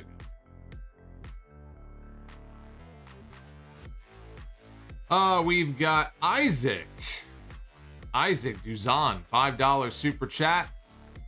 Hey, Solomonster, I attended Dynamite live tonight and finally got to see CM Punk perform live. Beyond excited. I'm very happy for you. Rodimus Prime. I see. Rodimus coming in with the $20 super chat. Rodimus. Can't stay long, got work in the morning, but always got to show love. That said, I'm looking forward to the joint pay-per-view on June 26th. We've got Austin Runge, $5 super chat. Danielson against Zack Sabre Jr. has been my #1 dream match. What's the likelihood on that happening at Forbidden Door? If Danielson does not get Okada, then I think there's a very good chance of it. Because my guess would be, you know, Moxley probably gets Tanahashi. Okada probably gets Punk. Where does that leave Danielson? Yeah, I mean, it could be Zack Sabre. Or it could be Jay White. Deuce with the $4.99. Forbidden Door and Money in the Bank within a week of each other. Oh, that's right. I didn't realize that. They are within a week of each other. Miguel says, where does FTR's theme rank right now? Pretty damn high. I like their theme.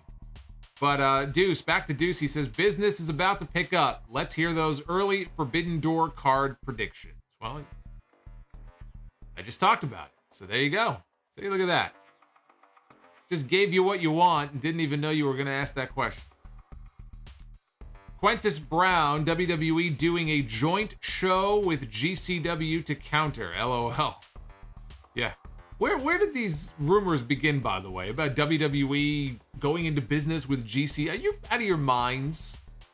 Where does this stuff start? Because there was a picture from WrestleMania weekend of Brett Lauderdale and Stephanie McMahon. I was joking when I put the picture up on my WrestleMania stream. I said, I bet you she thought she was with a fan. They were like fucking some fan event or whatever, and she took a picture with a fan. WWE and GCW working together. You people are out of your minds. Absolutely out of your minds. I don't know where this shit starts. Dry chicken without humor or flavor, not humor. There's one thing I hate, it's humorless chicken. I am very happy that an AEW New Japan joint show is finally happening. This huge announcement makes me want to do fantasy booking. Okada against Punk, yes. They've already called their shot. It's going to happen. Joseph Brooks, Ishii against Moxley. Book it. That'd be a big one. That would be a big one. Bliss fan, I didn't say I didn't believe it. I said I don't know where this started. I haven't seen anybody actually backing up the rumors. I didn't say that I didn't believe it like it could never happen. There's a big difference there. There was certainly a better chance of this happening than WWE finding something for Alexa Bliss to do. Devin from New Jersey 2000 with the $4.99 super chat. Happy birthday to me, Solomonster. I am 22 and feeling it here on the stream with you guys. What was the wrestling world like when you were 22? Well, you know that George Hackenschmidt, he was a pretty good wrestler. It was him against Carl Gotch. Well, happy birthday to Devin, by the way. Let's get those birthday emojis in the chat. Happy birthday to you, 22. Man, I remember. I really don't. What was I doing actually on my 22nd birthday? I don't remember. What was the wrestling world like when I was 22? That's a good question. I don't know. I think we were in the middle of Ruthless Aggression, I think. Anyway, enjoy the rest of your birthday. Although I guess it's almost over now, but a fine way to spend the last moments of your birthday. So happy birthday to Devin.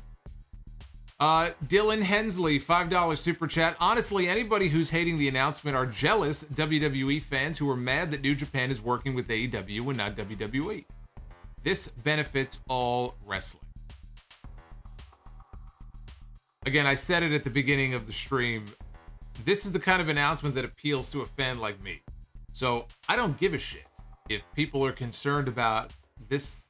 This is not, this is what people are missing. Again, this whole announcement, this whole show is not being done solely to bring in new fans. That's not what this is. This is something that is targeted to a different part of their fan base, their hardcore core fan base, who AEW does not like to neglect. This is going to appeal to them, and there's nothing wrong with that. I don't know why that's such a hard concept for people to grasp. Marcus Robinson Johnson, your latest My Rise video had me crying of laughter. Congrats on beating that jabroni Hogan. You're a lock for the Hall of Fame for sure. I want his spot in the Hall of Fame. I want him out of the Hall of Fame, and I want to take his spot. Quintus Brown, Orange Cassidy against Toru Yano. Well, unfortunately, if you are an Orange Cassidy fan, it sounds like he's going to be gone for a while. Tony Khan made a comment earlier that the injury that he suffered, I want to say, was it back at Revolution? I think it was when he got thrown out of the ring. Might have been during the ladder match. He said it's a very serious injury. He didn't say what the injury was, if it's like a shoulder or a concussion. I don't know what exactly the injury is, but all I know is that he said the injury is very serious and we're not going to be seeing him for a while. So it doesn't look like Orange Cassidy is going to be on that show. Matthew with the $17 super chat. Last Wednesday as a 21-year-old. Look at this. We had somebody who just turned 22. And Matthew apparently is turning 22. What is it about 22? There's something about the number 22 apparently. Interesting. He says Forbidden Door in June basically confirms that Punk is beating Hangman at Double or Nothing. From there, champion against champion, Punk against Okada. The only thing left is the finish. Dry chicken. Yeah, but that's the problem though. You know, you do a champion versus champion, world champion match like that. What do you do for the finish? You know, because I get it, you know, if New Japan doesn't want their champion to lose clean, and if Tony Khan doesn't want his guy to lose clean, then you're ending up with a draw, or you're ending up with some kind of a double DQ or something, and it's going to be a very unsatisfying finish. That's the thing that you have to work out in advance. If you're going to do a champion against champion match, you need to have an understanding in advance that, okay, we'll do it, but we need to have, you know, a decisive finish in this match. And that's the one thing they would have to work through. But I agree with you. I don't think it spoils anything. Anything can happen in Vegas next month, but it's what I said earlier. It makes sense. Okada is the champion. Punk is going to go into Double or Nothing, win the title, and you end up champion against champion. It's the biggest match they could do. You know, in that scenario, it's the biggest possible match they could do. Dried chicken without flavor. FTR against Jeff Cobb and Great Khan for the IWGP Tag Team titles. FTR's next belt for their collection. Book it. That is a very smart move. I think there's a very good chance we could get that. They could do the belt collector gimmick. They already have the AEW, I'm sorry, not AEW, the Ring of Honor Tag Team titles, AAA Tag Team titles. Add the IWGP Tag Team titles to it. Very possible. Magician Sapphire, $10 super chat. I am someone who never watched New Japan, but I'm excited to see Forbidden Door because of all the praise I see hardcore fans having for New Japan. In a way, hardcore fans can attract new fans. Yeah, I mean, they can. You're not going to pick up a ton of, I don't think you're going to pick up a ton of new fans if you're effectively preaching to the choir, but yeah, you can still pick up new fans this way. But again, that's not what this show is designed for. And so you're going to see a lot of people hating on it and, you know, poo-pooing it, but, you know, again, they don't understand that it's okay. It's okay to do something fun like this that's going to appeal to your native audience. EJ Slemp with the $4.99. Tanahashi beat Punk in the Observer Wrestler of the Year in 2011 and 2012. I want to see that match even if it is not at this show, which I will be at. Samoan fan, now we're going to get Hangman against Evil. Thanks a lot. Oh my God, don't put that evil on me. Literally. I don't need to see Evil on that show at all. I don't need to see any Evil on that. This needs to be an evil-free show. Speaking of evil.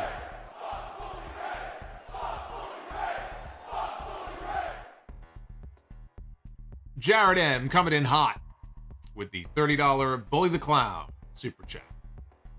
We'll get to you in a second. Dried chicken.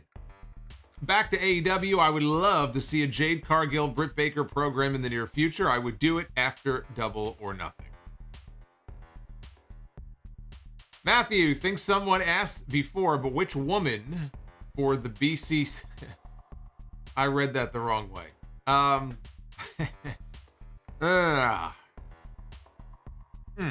Which woman for the BCC? Well, I'm trying to think of the current crop of ladies that are really being pushed. You know, honestly, someone like a Marina Shafir would work for that, but she's not nearly over enough where I think ready for that kind of spotlight. Serena Deeb, I mean, I guess Serena Deeb, she doesn't really need it, though. You know, ideally, it would be somebody that you really want to push, like a newer name, not necessarily someone like her who I just think doesn't really need it. That's a good question. She may be the one that makes the most sense, though. She might be the one. Now, if Jamie Hayter was to break away from Britt Baker, which that seemed to be the direction they were going in, you know, it could be somebody like a Jamie Hayter. I don't know, though. I'd have to look at the full women's roster and think about that a little bit more.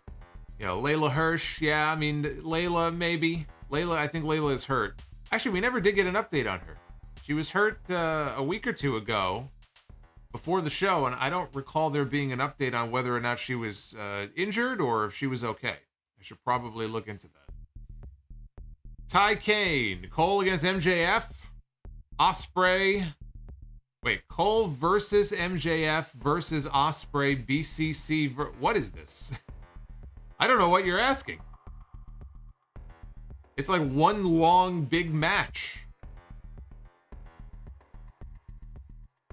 BCC against Los Ingobernables Japón. HOB versus BC. What? How? Okay, House of Black against Bullet Club. I think I got that, but there's too many acronyms. There's too many damn acronyms there. Dry chicken without flavor. Watching Wardlow tonight was giving me Kane and Goldberg vibes coming out of the entrance ramp. You and me both. I said the same thing. Ty Kane. Is this the same super chat? It might be the same. Ty, thank you. Thank you, Ty. Ty is clearly Ty is very excited for the Forbidden Door. Dried chicken. Here's some Danhausen magic. I shall curse you in the Be the Booker on 420. You don't need to curse me. I cursed myself every week. Don't you watch Be the Booker? I need the reverse curse. Quintus Brown, I hope that we get Kevin Kelly and Excalibur on commentary. Good old JR can stay home for this one. Now, they'll probably want JR on commentary. Hey, JR was doing commentary for New Japan shows for a while. Him and Josh Barnett. Kevin Kelly, yeah, I would like... Kevin Kelly and, I guess Excalibur, you know, he knows all the moves and everything, so... Yeah, I could see them being a team. But I think they're going to want JR on that show. Anti-M Bishop, evening Solomonster, evening Anti-M Bishop. For people pissed about the show, the joint show, just let them be great and stop finding something to cry about. And what about All Out? What about it? I don't know. You tell me. Dried chicken. Back to the AEW New Japan subject. I wonder if we never got off of it. I wonder if any Stardom Joshi wrestlers will be part of the show to face any talent from the AEW women's roster. I would think not. You know, Stardom is separate from New Japan. This is a New Japan thing, so my guess would be no. The Nacho Man. Ooh, yeah, the Nacho Man. The $1.99 super chat. How about a Sound Off Gamer with MLB The Show? I don't have MLB The Show, but I am waiting for the Cowabunga collection to be released. I'll probably pick that up. Obviously, the AEW game. I don't know if AEW has made any kind of formal announcement, but I did see rumors that the game could be out as soon as September, which I'm kind of hoping it is, and I believe it's coming out on PC. So we'll definitely do AEW gamers once the game comes out. I saw, by the way, the first trailer. I didn't watch the whole thing because I didn't want it to be spoiled, but they released the first like 11 or 12 minute trailer walkthrough of gameplay for the new Ninja Turtles game that's coming out, Shredder's Revenge, which is very interesting. It looks very cool. I don't know when this year it's being released. They didn't give a specific date, but it looks good. Very retro. Temjin Zephyr with the $9.99. Russo on a pole, bro. Temjin, my goodness, what's going on, Temjin? Hello, Solomonster. Hope all is well. With the announcement of the AEW New Japan show, will we see the return of Kushida at that show, since reports say he'll be returning to New Japan in June? That is also very interesting. Yes. Kushida being in NXT, he would have had a 30-day non-compete instead of the usual 90. So he would be free and clear.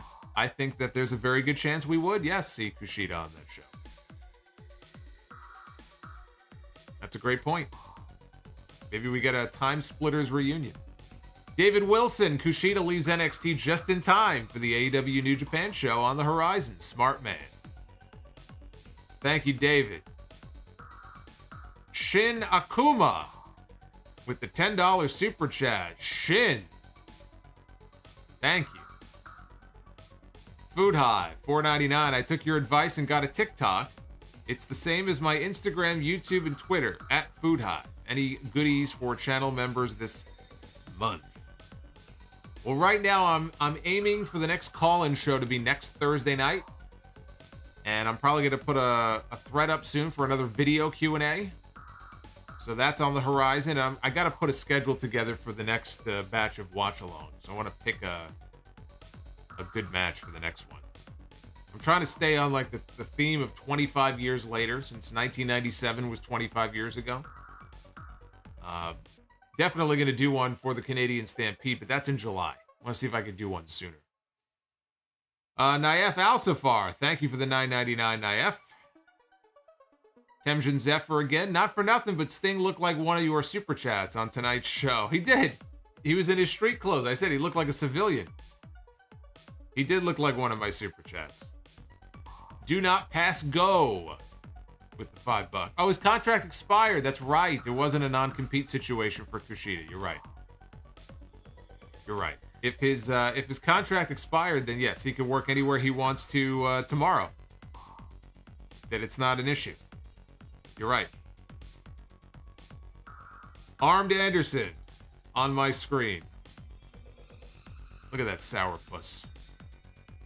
Fried chicken without flavor. Here is the good son scenario. You're holding both MJF and Will Ospreay in your arms. Who will you save? I gotta go with my boy. I gotta go with MJF. This guy's the future. MJF. Future world champion. Nick Grasso. Who should Will Ospreay wrestle at Forbidden Door? Well, if it's Punk and Okada, you could do Ospreay and Danielson. How about that? How about Ospreay and Danielson? How about Darby and Ospreay? Not bad. I'd go for either one of those. By the way, as Temjin just mentioned in the chat, perfect timing for Claudio to come on in. Maybe he could end up being part of the show. Abanov, Terumala. Boy, I fucked that up. Abanov, what's going on? $2 super chat. Buy, sell, rent. Cole versus Jay. Okada versus BD. And Punk against Tana. Well, you know I'm buying on Okada and Danielson. And I am going to rent... I'm gonna rent Punk and Tanahashi. I like that match. Quintus Brown, Bryan against Okada at Wrestle Kingdom. Speak it into existence. If it doesn't happen on this show, it should definitely happen on a big show like that. Jared M with the $30. Yes, only a sports entertainment fan can appreciate tonight's very exciting announcement. Already seeing the E-drones online acting like this is not a big deal. They're in denial. And it's not even about the New Japan aspect. Just that there is something fun like this being announced. It's the FOMO thing. Fear of being left out. Fear of missing out. That's exactly what it is. It doesn't matter. It could be a joint show with New Japan. It could be a joint show with almost any other company. It's going to get everybody talking. It's going to get everybody excited, and they're going to feel left out. What they do. Food Hive. Can 2K22 Solomonster's entrance be a super chat? I already made it a super chat.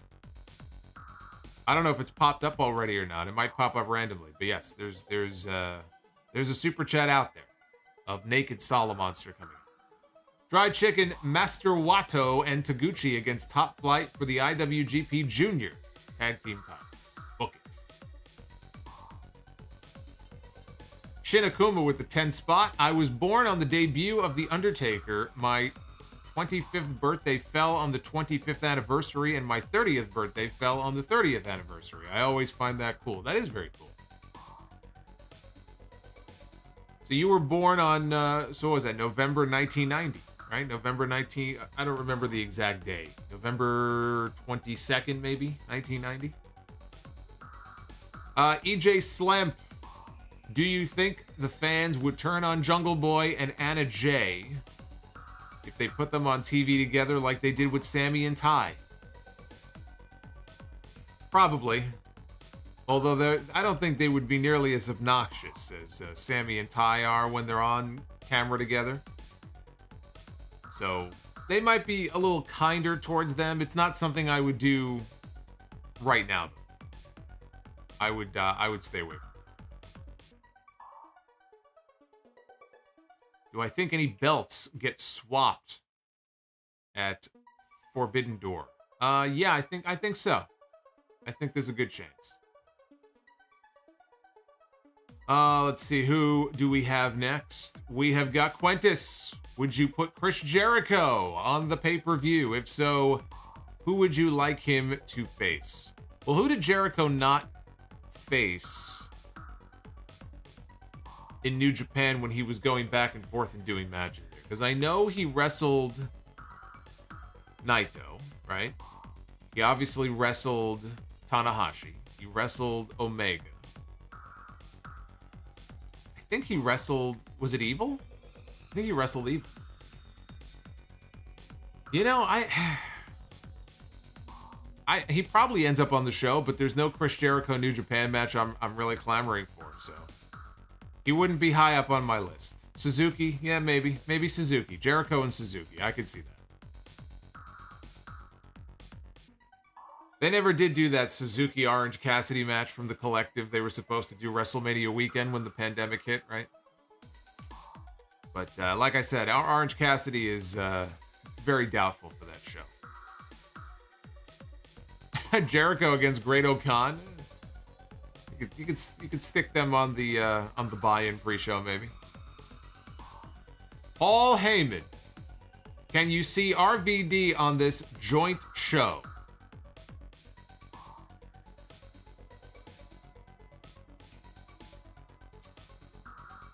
No, I can't.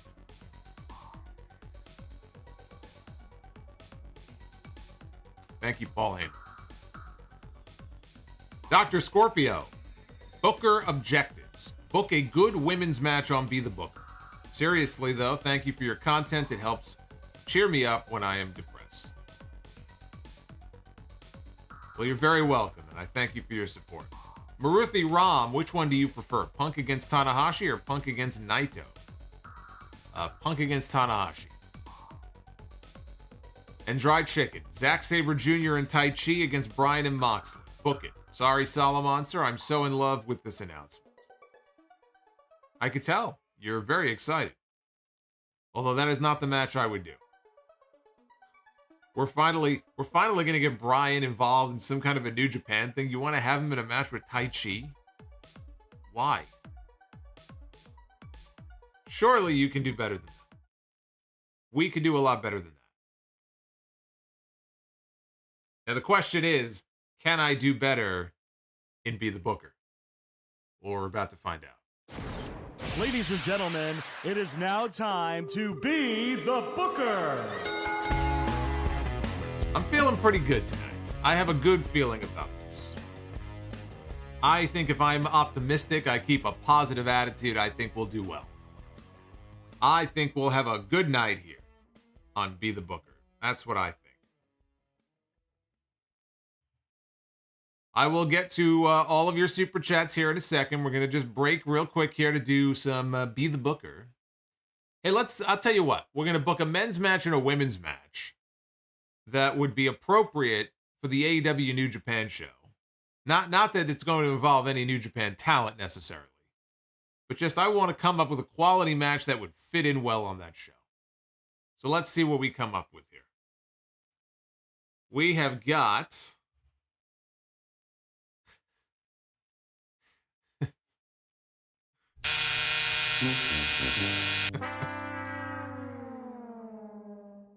Well, yeah, I don't think this is going to sell out the United Center. What do you think? Damian Sandow as Magneto. Let's see who he's going to be stepping into the ring with.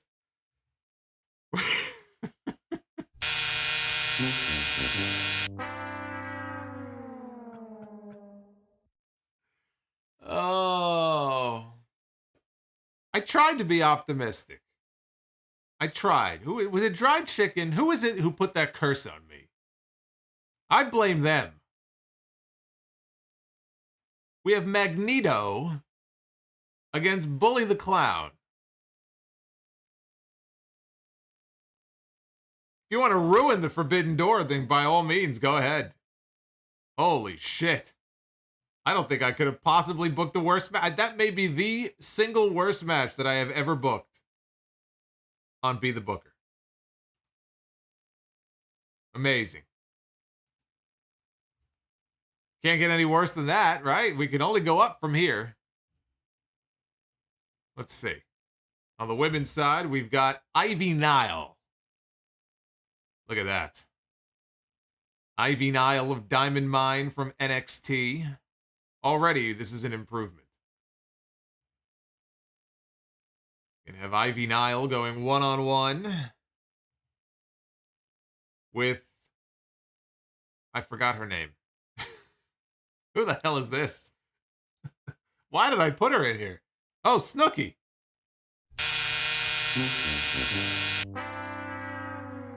I swear, I completely forgot who this woman was. I'm looking at her. I put this thing together. I'm like, who the hell is this woman? And then it just hits me. Snooki, WrestleMania 27. That's why she's in here. Technically, Snooki had a WrestleMania match, so therefore Snooki made her way in to be the booker. That is why Snooki is in here. Wow. Holy shit. So what do you think is worse? What would you rather see? What was the worst of the two matches? Magneto Sandow against Bully the Clown or Ivy Nile against Snooki? I don't know. It's hard for me to choose.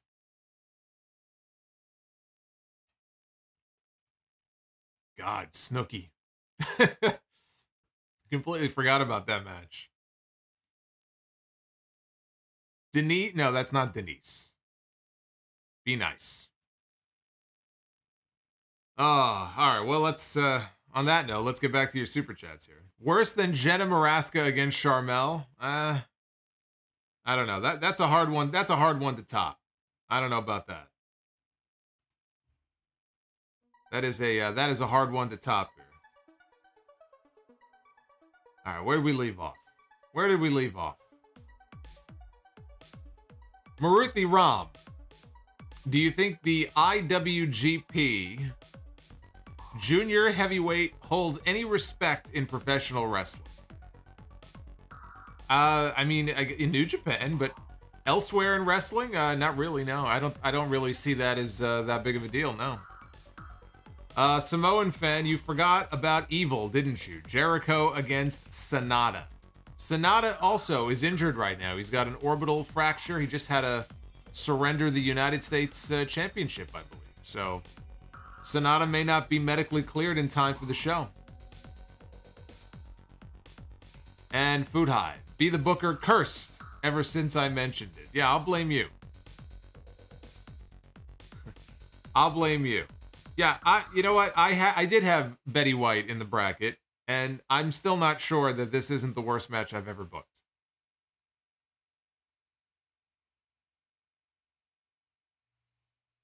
Food Hive says, that was Magneto? I thought it was the Shredder. No, it was Magneto. Dr. Scorpio, objective failed. Just like my 2K22 My Rise. Objective failed. Snooki had a better WrestleMania moment than Sting. Yeah, let that sink in. Let that sink in that Snooki has one victory more than Sting does at WrestleMania.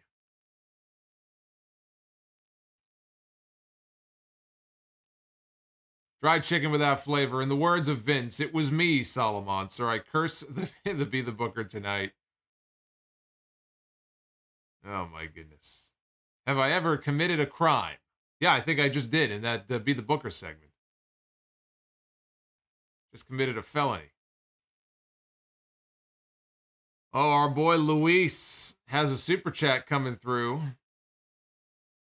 Anna Kasparian of the Young Turks against Snooki would be a better match than Magneto Sandow against Bully the Clown and Ivy against Snooki. I don't know who Anna Kasparian is. I have no idea who that is. So, you've already lost me. You've already lost me. The Young Turks sounds like some hot new indie tag team on the indie circuit.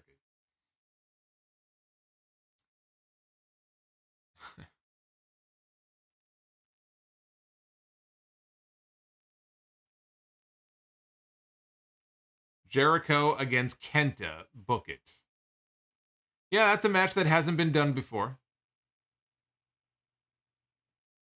Yeah, again, I mean, there's lots of. It's always fun to try to come up and brainstorm different match possibilities, and that's why if this show were to go well, this could be an annual thing, this could be a semi-annual thing. So I'm hoping it goes well, it sells well, and they do decent pay-per-view business, and that they can bring it back at some point. Shinakuma. Maybe the Solomonster was ribbed by Corey Klein. I mean, why was she in the office? It was a setup, and they gave you your clothes back under the ring, LOL. Yes, this is all in reference to the last edition of Sound Off Gamer.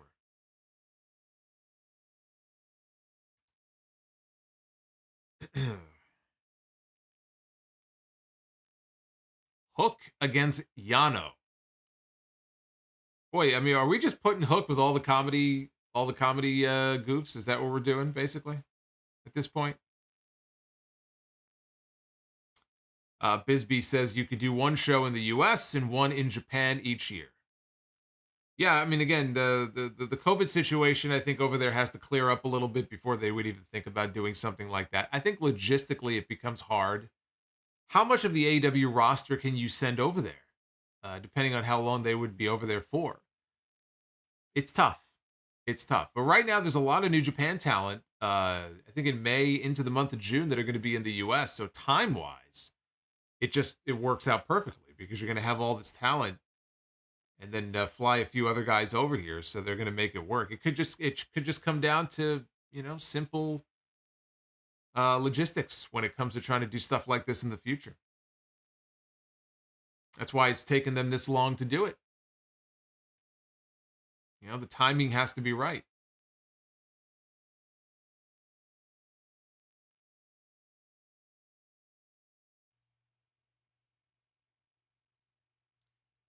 Can we see AEW against Impact? Yeah, you could, but why? If you want comedy and wrestling, I'll watch South Park. Hook against Shibata. Ooh. Hook against Shibata, that? I hadn't thought about Shibata being involved.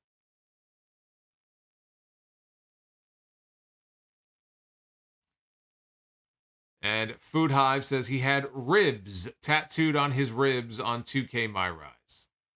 Is that what that was? Chase had ribs on his ribs? Well, that's stupid. At first, it looked like one of those bullet belts that people wear, when they're about to like fucking Rambo or something. It looked like bullets on his ribs. I think that's even dumber. Why would you have ribs tattooed on your ribs? That's why Chase is a geek.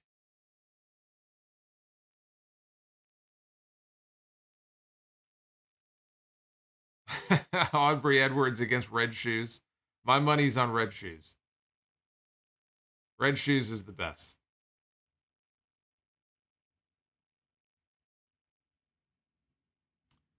Can I see Cesaro on that show? Yeah, if he signs somewhere, yeah. There's still time.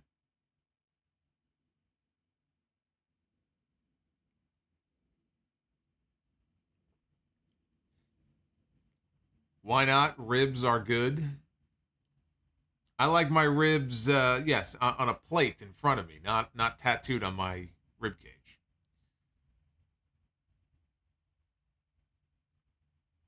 Roppongi Vice against FTR.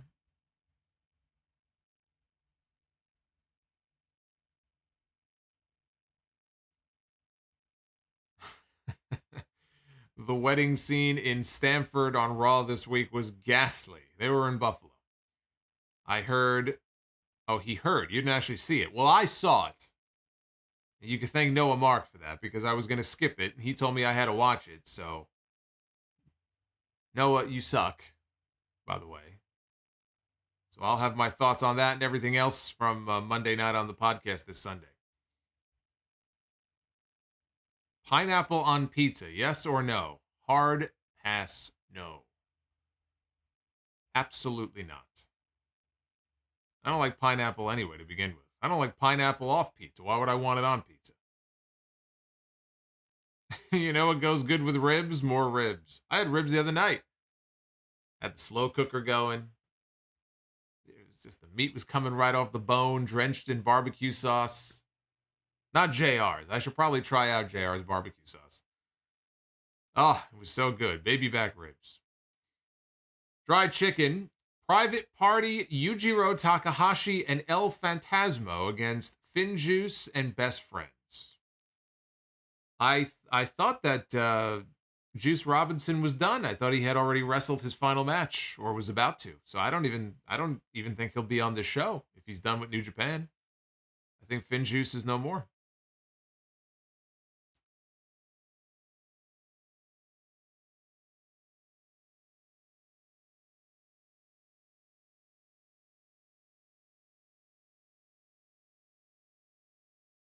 JR's barbecue sauce is damn good. I should try it one of these weeks. I should try it. Wasn't, here we go. Linklex7, the $1.99 says, wasn't Red Velvet Jade's arch nemesis? Well, I think Jade was her arch nemesis, yes. But I guess they've put their differences aside now. You know what they say, if you can't beat them, join them. So now she's one of her baddies. How about pineapple juice with vodka? That's a little bit better, although vodka is the devil. I can't have too much vodka because it doesn't take a lot of vodka to fuck me up, so. But I would take that over pineapple on pizza. Food Hive, tell me more about this rib recipe of yours. Well, it's called Amazon. All I know is that the finished product came out great. Didn't require too much work on my part. Even I couldn't screw it up. It was a lot of work, though, actually, what I did. Turtlehead 2. Did anybody mention Punk against Kenta? Yes, I did. Right at the very beginning. I mentioned that as a possibility. I think the two of them can make that one interesting. Maybe make it so that neither can use the GTS. You're going to take the GTS away. The whole premise of the match is GTS against GTS. You're going to take it away completely. That'd be like telling Brett you can't use the sharpshooter. Brett against Owen. Neither one of you can use the sharpshooter. Why would you do that? It's like doing Steve Austin and Kevin Owens at WrestleMania and saying neither one of you can use the stunner.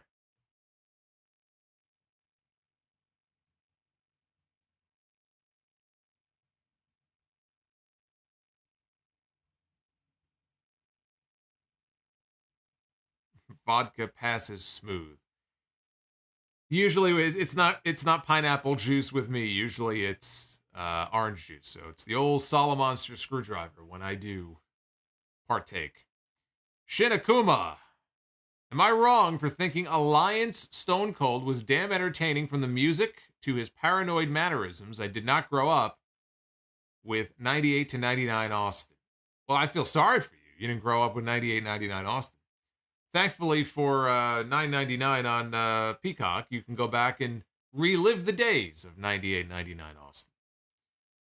Yeah, no, there were definitely elements of that heel version of Austin that I enjoy. The music actually was really good. His music was good.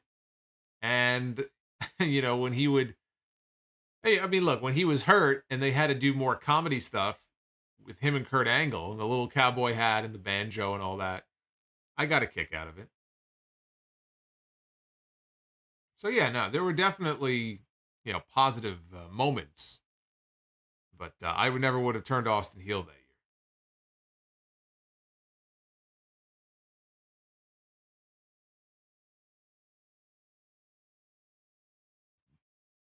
Anti-M Bishop coming soon. Solomonster cooking. Oh, that's a bad idea. Unless you want to see me throw some bread in the toaster oven, that's a bad idea.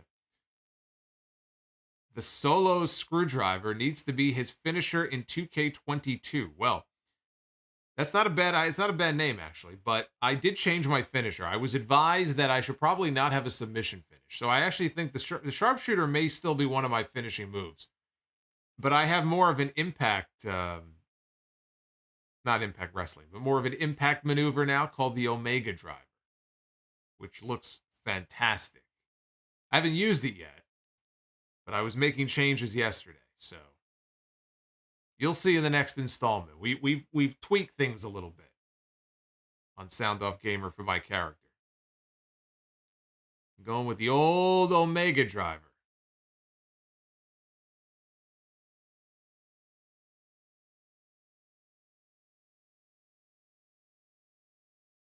What do I think the women's match will be at Forbidden Door? I don't know that there will be a women's match. It would have to be an AEW only women's match. So in that case, I mean, the end of June is still a ways off. It's impossible to know. But it would either have to be all AEW women or, though I guess they could if they wanted to. I guess they could fly in some Japanese. I mean, they've had the Japanese female talent before, but again, if it's strictly AEW against New Japan, then there would be no women's match on that show.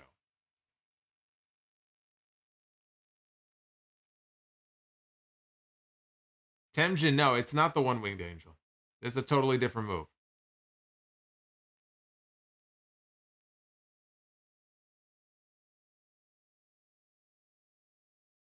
You need a finisher called the CYN. Do you think Forbidden Door will have a casino battle royal? No idea. If they want to put a whole bunch of people in one match just to get them on the show, they will, but I have no idea.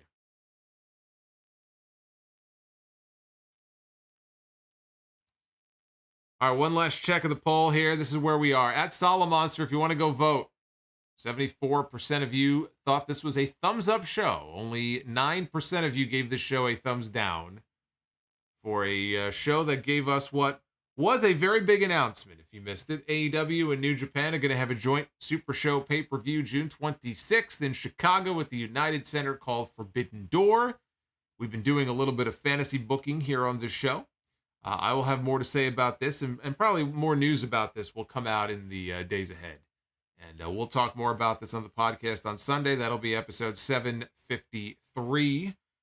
Again, do not forget, if you missed it, the latest installment of Sound Off Gamer. That's me beating the hell out of Hulk Hogan. Don't get no better than that. Look at this. I'm sorry, brother. Yeah, you're sorry, all right. Anyway, we'll be doing more My Rises coming up in the future. I'm fine. I'm starting to get the hang of things here. A lot of new storylines to explore. It's going to be fun. We have some more fun ones coming up very soon. Have yourselves a good night, guys. I'm going to be back with you in our normal spot Friday night. We missed it last week because of the Hog Show, but we're back Friday night, SmackDown and Rampage right back here on the channel, so I expect to see you all there. Unless you have plans, in which case, enjoy your night, but you know where I'll be. So, be well, stay safe, and I'll see you guys on Friday night for the SmackDown Rampage combo review. Until then, take care.